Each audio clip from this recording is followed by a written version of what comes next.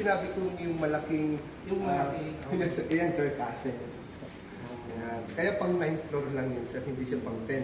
Ito sir yung 10 by 13 by 80, kaya sa pansinin ang lalim. Kaso sir, ang ating urn matataba. Kaya ang size niya is 9 by 6. Yes sir, kaya ito 10 by 13 inches. Kaya 9 kasi sir yung height ng yung urn.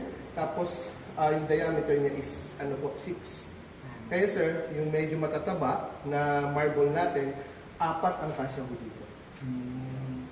Kaso yung cylindrical natin sa taas sir, hindi kakasya dito sir kasi tatalo. Pero intended to for lang. Yes sir, yes sir. 4 lang talaga sir. So, kasi dito sir, synthetic marble tayo dito.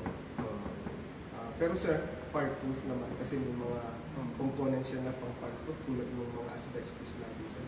Sa taas, ganun din kasi granite yun sir. Matigas. Ang pagkakaiba nila sir is that number 1, sa taas, naka-metal naka-metal box. Samantalang ito naka-carbon fiber. Carbon fiber. Kaya ating pag tinuktok, parang ano yung sasakit ko. Mga carbon fiber. Yan. Tibay din yun. Yes sir. Definitely sir. Ang ano natin dito sir is yung mga anti-earthquake natin. Kasi pag yung dati, originally simento. Pag nag-earthquake, biyak. Ito sir, hindi po. Tapos mga aluminum, so flexi. So, ibig sabihin yan, sir, ganyan lahat yan? Yes sir, lahat yan sir. Ito naman sir ang garden terraces natin sa likod garden view. Superior cluster sir, yung mga matataas.